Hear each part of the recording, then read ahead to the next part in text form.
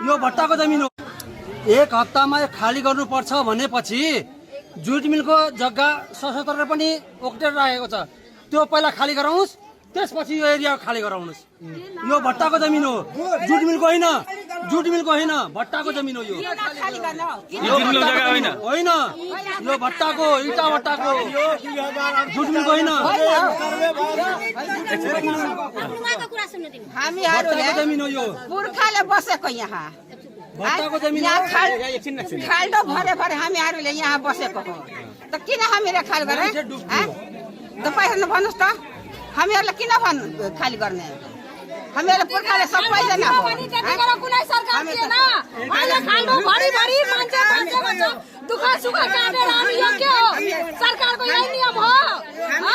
सरकारको यो नियम त होइन, भिखारी बुढालाई यहाँ निकाल्नु हो। यहाँबाट किन निकाल्ने? हामी कहाँ जान्छौँ?